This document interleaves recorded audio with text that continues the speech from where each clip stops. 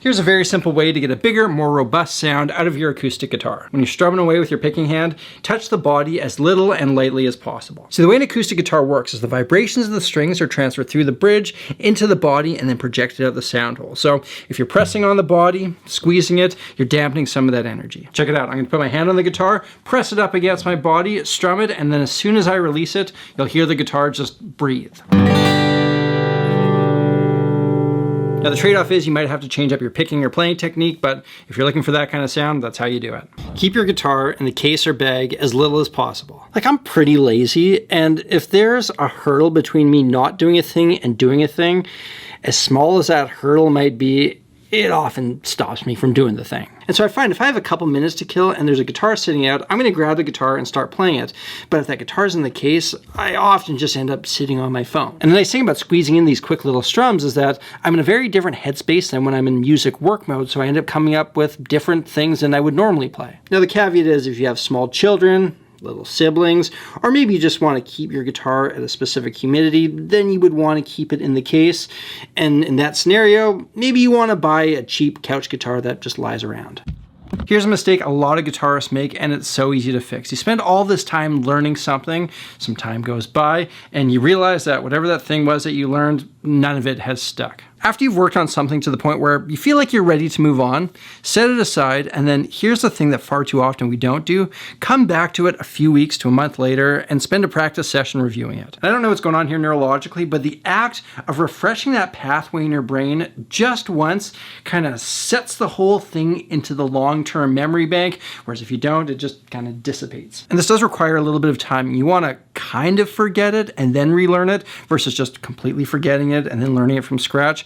I find if I space things out a month or so, it works for me. It doesn't take long because this information is just below the surface, and I'm telling you, it makes such a huge difference. Ever since I started doing this, my ability to retain and grow my musical vocabulary has increased significantly. The first point of contact between you and your sound are your guitar strings, and it's so important to make sure that you're using a set of strings that most make sense for you. And this can be a little bit daunting with the amount of string options there are out there. Which brings me to the sponsor of today's video and one of my favorite brands, D'Addario, who actually have a string finder on their website to help you figure this out. Through this, you answer a number of questions, and then it uses a massive data set that I guess they've been collecting forever to pair you with the strings that makes the most sense for you. So I went through this the other day, even though I've been using 10 to 46 strings on my electrics forever, and it told me that 10 to 52s might be a better match. So I put these on a guitar and I absolutely love it. I can still bend the high strings with ease, but I can get aggressive with the thicker strings without them flubbing out. Really should have done this sooner. Playing guitar is hard enough without the unnecessary hurdle of using a set of strings that doesn't make the most sense for you. Do yourself a favor, go through D'Addario String Finder. I've got a link for that in the description. This is a compositional tip, but whenever I've done song critiques for people, the same problem presents itself over and over and over again. The intros to your songs are way too long. And I get it, you want to set the scene and slowly draw people into your masterpiece. But especially in this day and age, we have such short attention spans. If you're not getting to the meat and potatoes of your song within like 15 to 20 seconds of when it starts, you're going to lose people's attention. And the nice thing is, all you got to do is do less. Remove stuff, cut as much out from the intro as possible, and you're going to give your song a better chance to be heard. It's so important that your acoustic guitars are existing in a happy and consistent humidity level. Otherwise, you're going to deal with a whole host of issues as the wood contracts and expands with the seasons. 40 to 55% relative humidity is where you want to keep things, and according to my D'Addario hygrometer, whatever the pronunciation is, my studio is pretty dry. So to deal with this, all my acoustic guitars have D'Addario humidipacks in them, which keeps them safe and happy. And of course, I got links to both these products in the description. I wouldn't say that working on bend intonation is the most exciting thing to do on guitar, but it really is one of those things that separates the younglings from the musical Jedi. It's like, listen to how this sounds. And it's just a world of difference when those bends are more in tune. For me, if someone's bending too sharp or too flat, or just doesn't sound like they have control of that bend, it's one of the most obvious signs that they could probably do with a bit more practice. The simplest thing to do with this is just add some vibrato onto your bends, because that kind of obscures the pitch center so you don't have to get it completely accurate. And hearing that pitch in your head before you play it gives you a target to aim for. And to work on this, here's an exercise that we can do. Take a major scale on a single string, and with each note, you bend up and down to the next note, like this.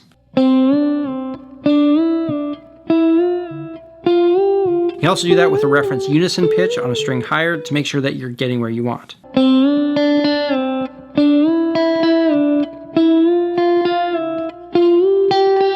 Try this with different strings, different keys. It's not something you gotta spend a ton of time on, but just working on it now and then is gonna do wonders for your playing. A revelation I've recently had is that stretching is pretty important. For the longest time, I would grab a guitar, start playing, and be totally fine. But recently, I noticed that I had this dull wrist pain that would get worse whenever I played guitar. So I implemented a 3 to 5 minute stretching session before I play guitar, and the wrist pain is totally gone away. Here's what I do. I start shaking my wrists, massaging the muscles in my wrists, fingers, and hands, just getting the blood flowing. From there, I'll take a finger, gently pull it backwards, do a waving motion for a little bit, pull it down, do a waving motion for a bit, and then repeat that with all the fingers and all the thumbs on both hands. Periodically, shake it out for a bit, do some wrist movement stuff, keep that blood flowing, pull the wrist forwards and backwards. And of course, if I was actually doing this, not demonstrating, I would do these all for a longer period of time with both hands. And even if you're not dealing with any wrist issues yet, this is one of those things that your body will thank you for making a habit of early on. There are a number of little screws on a guitar, and you want to make sure that they're set right so your guitar is not fighting against you. I got my D'Addario maintenance kit here, and we're going to go over a couple points of a basic setup. According to my measurement tool, which has all the information you need on it, the action on my strings is actually a little bit high, which is easy enough to adjust with these screws here. And then these little guys here set the intonation. When I check the tuning on my open string, I see that we're perfectly in tune, but then when I play the 12th fret, I see that I'm sharp. So to fix this, I need to lengthen my string, and I do it by adjusting this screw here. If I was flat, I would go the other way. You then check it again and adjust till it's perfect. It's so much nicer to play a guitar when the little screws are where they need to be, and it's so much cheaper to do a setup yourself. Everybody uses reverb. It's a big part in getting a mix sounding good. But a small thing that I think a lot of us forget is how much our ear has come to expect reverb. I'm trying to record a guitar solo, I'm playing it over and over again, not quite happy with how it feels. It gets to the point where I'm not happy with it, but it's not getting any better, so I just keep a take. And as soon as I add reverb in my recording software, it's like, oh, I'm happy. That's what I was missing. And I'm not talking about pedals or amp reverb, but specifically stereo reverb in your software that completely fills out the sound. And far too often, if I had just checked to see if reverb was the thing that was going to make me happy, I would have saved myself so much time. So you know how vocalists are always doing melodic dances at the end of their lines? Oh baby! Guitarists can also implement these melismas for a subtle but impactful flavor. When you end a melodic idea, you can just hold out a note normally. But when I add a little something to the end there, it brings in a vocal-like character. This isn't the meat and potatoes of your solo, but it's one of those things that brings it to life.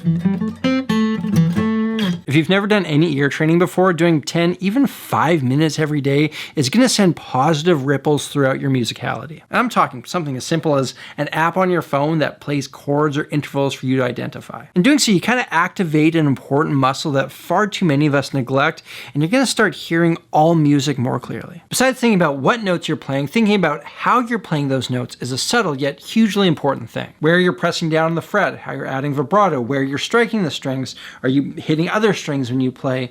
These types of things make it so that one lick could sound completely different played by different guitarists. Like listen to how this touch sounds completely different from this despite being the same set of notes. If you want your solos to sound more mature, try adding some anticipation into your musical ideas. The default is to start a melodic line on the downbeat of a bar, which would sound like this. 1, 2, 3, 4.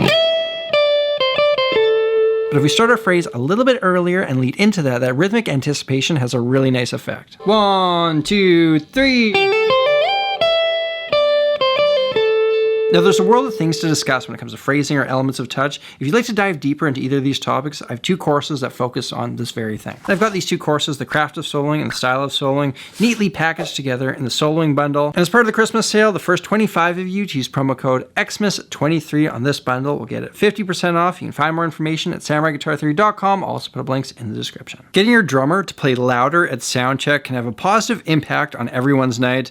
Let me explain. Energy and excitement levels are going to be drastically different different during sound check than they will be during the show when the crowd's fired up and the adrenaline's pumping. You play harder, you play louder, and for us guitarists, we set our levels, and there's not that much variance there. But when a drummer's kicking it up and playing with more oomph, the stage volume gets drastically higher, and those levels that us guitarists set in sound check no longer make sense. To compensate, you start playing harder, which is never good for technique, or everybody's turning up their amps, and now the sound man's shaking his head and throwing his hands up in the air. But if you can get your drummer to play as loud as he's going to during sound check, everyone's night's going to be easier. I'm a firm believer that the most important part of a show is the first 30 seconds or so. There's no other point where you're going to have as much of the audience's attention. Everyone's looking at you. You have one chance to make that first impression and set the stage for the whole night, and I've seen so many bands squander this opportunity. And you want to think about things like, what are you doing from the moment you step on stage to the moment you start your first song? The worst thing you can do is awkwardly stand around in the silence, looking back and forth, seeing if everybody's ready to play. If you've decided as a band that the drummer's going to count things in as soon as the last band member is ready, then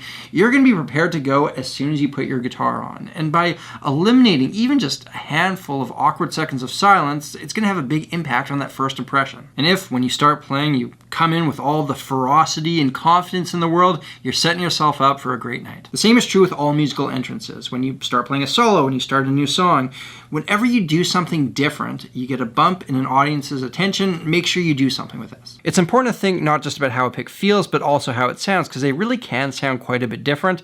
Let's go through a few of them, and I'll show you what I mean.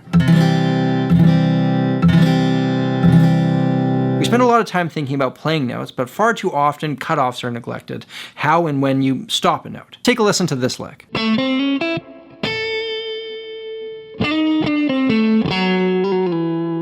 And now here are the same notes, but I've conceptualized cutoffs completely differently.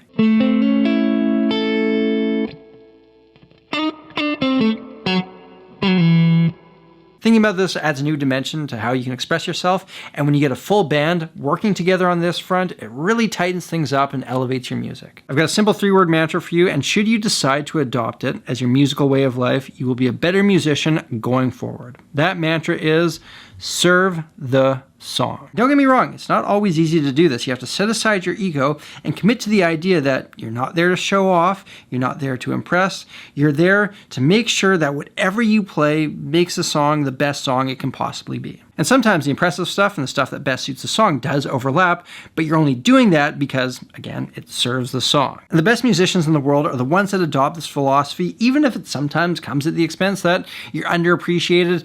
Doesn't matter if you serve the song. Ladies and gentlemen, there you have it. Those are a number of small things that really do make all the difference. Remember, check out D'Addario's String Finder to make sure that you're using the strings that make the most sense for you. I've got a link to that in the description, as well as links to all the D'Addario products that I use today. And if you're looking to step up your soloing game, the first 25 of you use promo code XMIS23 on the soloing bundle over my course platform. We'll get that 50% off. You can find more at SamuraiGuitar3.com. Links for that in the description as well. Sammy G merch is available over at shopsamuraiguitarist.com. I've got a whole bunch of different sizes, styles, and colors.